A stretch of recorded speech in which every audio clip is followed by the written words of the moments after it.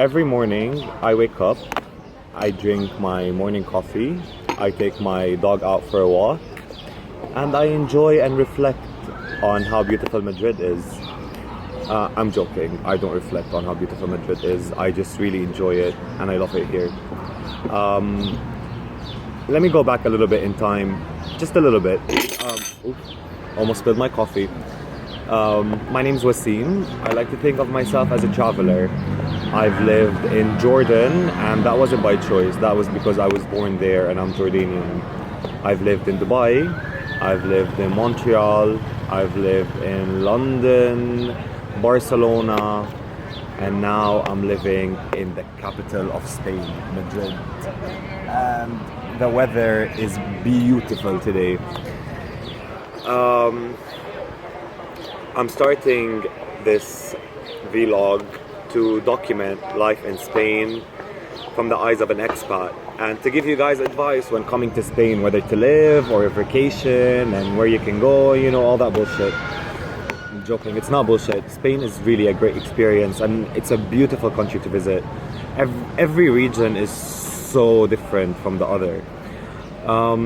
In this video I'm going to be talking about 5 ways that Spain has changed me, or more taught me than changed me, because I'm still the same asshole I was 1 day ago, 10 days ago, and 5 years ago.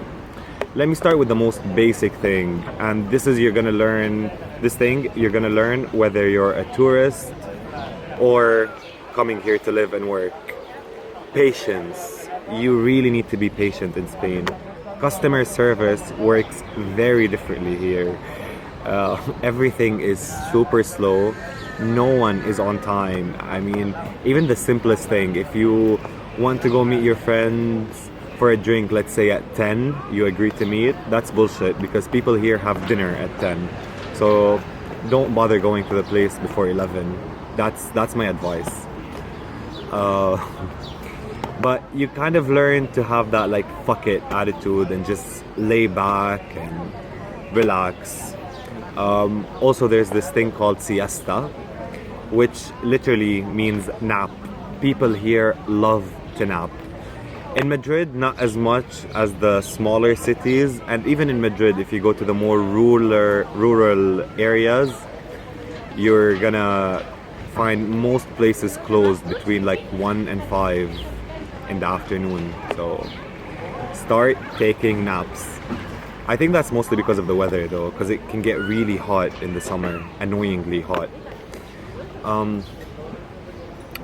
But yeah, patience, I have to say, that was one of the most important things.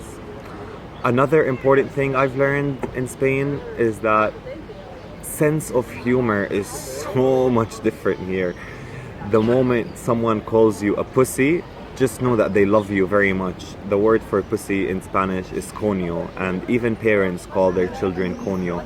I remember the first time I heard someone call someone coño, which is pussy again, I was like, if I say that in Arabic or English to one of my friends, they're probably not going to be very happy. But in Spain, you kind of learn to embrace it when someone calls you a coño. You're like, yes, I'm finally on that level of friendship. So my sense of humor has grown a lot here, and I've learned not to take things personally, to be honest. I mean, when you start taking things personally, life is not so good.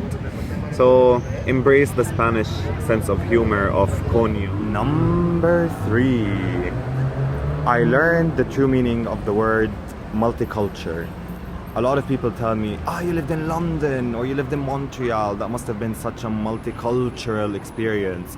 While that may hold just a tiny fraction of truth to it, it's not entirely true, because I had some national friends. I had friends from Greece, Italy, Asia, Middle Eastern, all kinds of people.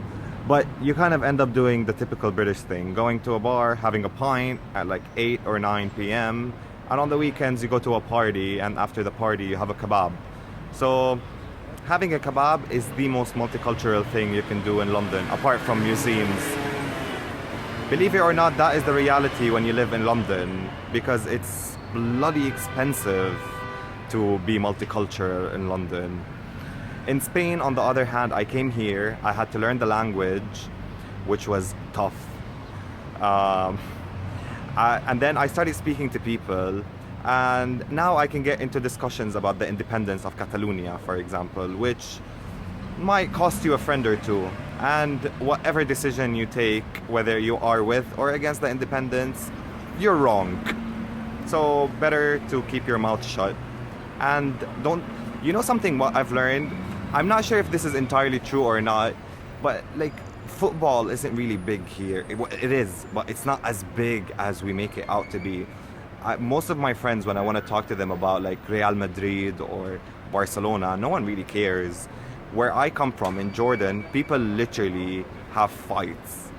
Friendships are broken and couples are destroyed just because of football game. In Spain, I don't really think it's that much of a big deal. They do celebrate, but you don't really lose a friend or an eye because of a football match. So that was number 3, multiculturalism. Number 4. You learn to appreciate the art scene more. People in Spain tend to like music and artistic things. I remember I went to an area called Malasaña in Madrid a few weeks ago, and it was just people spraying graffiti and having fun and people filming them, and it was completely legal. I always thought graffiti was like banned worldwide for some reason. That is, I don't know. But yeah, music as well. I mean, I have friends who are business development managers who do music production and DJ. I know it's like really contrast, right? But you learn to appreciate these things and to always have a hobby. People here always have a hobby, which I find really impressive, because in other places you don't really get the chance to have a hobby or the time, to be honest. Like especially places like London or Dubai, where it's always hectic and busy, and Montreal, where it's just too cold for you to do anything other than sit home and drink wine until you fall asleep, or go to an after hours club. Yeah. What else did I learn? I learned how to be a nice guy. Yes, believe it or not. I always thought I was a nice guy. Turns out I'm an asshole. So I've learned how to be a nice asshole, which basically means holding the door open for people, not pushing people in the metro, which I used to do all the time in London. I've never helped an old lady cross the street until I came to Spain, and I've done that multiple times here. I find that rewarding, you know, being nice, feeling good about yourself, helping the community. Yeah, I mean, even like being part of the community helps you be a nice person. I've learned that people here like to share. So where I go with my dog, there's like a small plaza next to my house, and I take my dog there and meet with my friends, and every day someone gets like a bottle of beer, someone gets the glasses. So you learn to take part in like your local community and just have fun. We even have a WhatsApp group for our dogs. So yeah, being a nice guy. Now I'm gonna talk about a very, very important point that I've learned. And if it's not something that I've learned really, it's just something that pisses me off. Coffee in Spain. Coffee is meant to be a hot beverage. When you order coffee, especially in the summer, and you don't specify that you want it hot, it's usually gonna come cold. Now, I don't care what the weather is. I don't care if it's fucking 55 degrees and 99% humidity. Coffee is a hot beverage. It's meant to be drunk hot, not cold. Cold milk and coffee is just disgusting. It's horrible and it tastes like shit.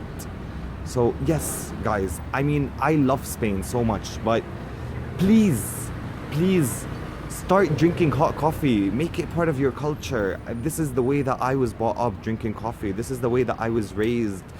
This is the way that most people in the world drink their coffee. You know, you enjoy it, you sip on it while it's fucking boiling and stinging your tongue because it's so fucking hot, and then you get to sue McDonald's for $2 million or something like that. That's a true story actually that happened in the States. Long story, but we're not gonna get into that. So yeah, this is how Spain helped me become a nicer asshole version of myself. I really hope you guys enjoyed the video. I really hope you enjoyed my introduction. There's gonna be a lot more videos. I'm gonna do wine tasting. I'm gonna check out food markets, local cuisine. I'm gonna be introducing you guys to some of my friends. There's gonna be a special Pride edition because World Pride this year is being held in Spain. So watch out for that. It's gonna be so much fun. There's gonna be a lot of footage and there's gonna be a lot of pictures. It's from 23rd of June until the 2nd of July, if I'm not mistaken. So I'm gonna try and cover as much as I can from that event. Please leave a comment. Tell me, what would you like me to discuss? What would you like to see in Spain? Yeah, just like let's interact. Let's virtually hang out and help build this channel into something that can benefit a lot of people who want to come to Spain. Adios, and see you guys soon.